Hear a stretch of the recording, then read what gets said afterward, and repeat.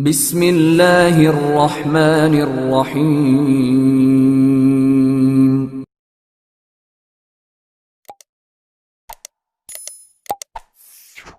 یہ بات درست ہے، اس کو ہمیں کھلے دل سے قبول کرنا چاہیے کہ ہم مسلمان ہونے کے باوجود ان قدروں کو اختیار نہ کر سکے جو ہمارے آقا نے ہمیں دی۔ اکبر الہآبادی نے کہا تھا، مس پہ ہے اپنی نظر اور سیم ان کے ہاتھ میں۔ ہم تو تانبے پہ نظر جمائے ہوئے ہیں اور چاندی وہ لوگ لے گئے۔ اقدار عالیہ، رویوں کی خوبصورتی، قوانین کی بالادستی اور زندگی کا بہت سارا جمال وہ ہم سے چھین کے لے گئے۔ یہ خزانہ ہمارا تھا، لیکن صاحب جام اسی کا جو بڑھ کے تھام لے، جو بھی محنت کرے۔ ایک وہ زمانہ بھی تھا کہ شارلمان اس کے لارڈز ابھی دستخط کرنے کی مشق سے گزر رہے تھے، ابن حزم کے قلم سے 1000 کتابیں نکل چکی تھی۔ وہ زمانہ بھی ہم نے دیکھا جب پیرس میں کیچڑ تھا اور بغداد عروس البلاد کہلاتا تھا۔ ہم نے وہ دور بھی دیکھا ہے جب وہ سواد آشنا بھی نہیں تھے، حرف آشنا بھی نہیں تھے، اور ہمارے منجم ستاروں پہ کمندے ڈالتے تھے۔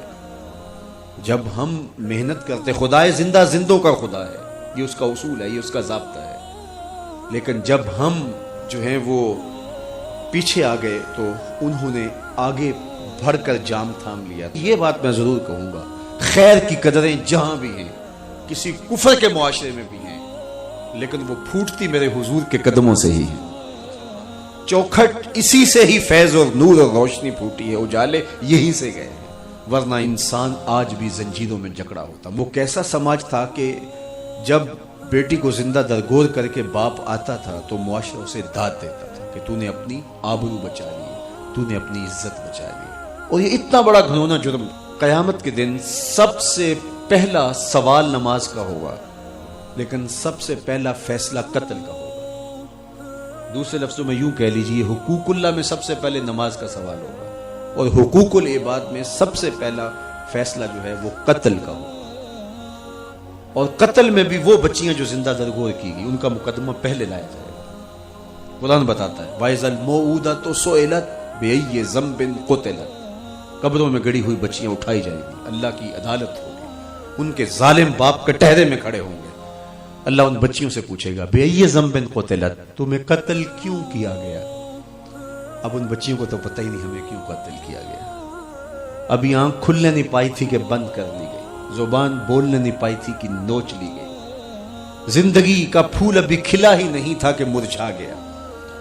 انہیں تو پتہ ہی نہیں ہمارے ظالم باپوں نے یہ قیامت کیوں اٹھائی، یہ غضب کیوں توڑا، ہمارے معصوم دامن پہ کون سا داغ دیکھا کہ ہمارے ظالم باپوں نے ہماری زندگی نوچ لی۔ کہتے ہیں گڑھا کھودتے تھے، تاریخ پڑھیں، دل آج بھی خون کے آنسو روتا ہے، اور گڑھا کھود کر کے اس میں کھلونے رکھتے اور بچی وہاں بیٹھ جاتی اور کھلونوں سے کھیلنے لگتی، اور وہ اوپر سے ریت ڈالتے، اور وہ بچی پہلے پہل تو اس کو کھیل سمجھتی اور وہ اس کھیل میں خود شریک ہوتی، لیکن جب اس کے کندھوں سے اوپر تک ریت بڑھتی اور اس کی سانس دبنے لگتی، پھر اسے سمجھ آتی یہ کہانی کوئی اور ہے۔ پھر وہ معصوم اور ننھے ہاتھ جوڑ کے اپنے باپ سے زندگی کی بھیک مانگتی، لیکن ظالم سفاک باپ ریت ڈالتا، اور یوں اس کی سسکیاں، اس کی آہیں، اس کی چیخیں، اس کے آنسو اس ریت میں دب جاتے۔ اور اس معصوم ننھی چڑیا کے لیے نہ کوئی موم بتیاں جلانے والے تھے، نہ کوئی اس کے لیے احتجاج کرنے والے تھے، اور نہ کوئی اس کی FIR کٹتی تھی۔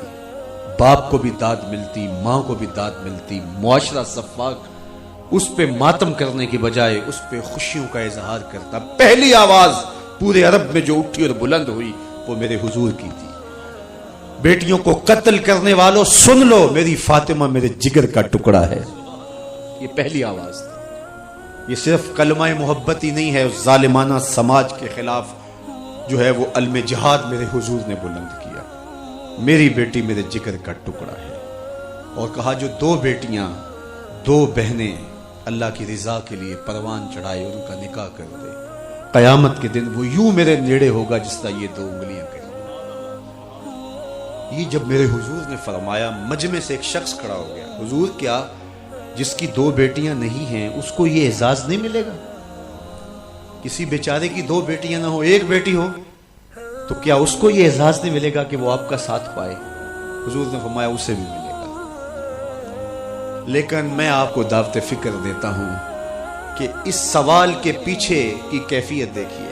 اس کی ایک بیٹی تھی, کہاں بیٹیاں زندہ درگور ہو رہی ہیں اور کہاں ایک بیٹی والا کہتا ہے کاش کہ میری بھی 2 بیٹی. یہ تھا لایا ہوا میرے حضور کا نظام. بیٹیوں والے فخر کرنے لگے کہ ہماری بیٹیاں, یہ ہماری بخشش کی ضمانت ہو. 2 بیٹیوں کا نکاح کر لو, بخشش.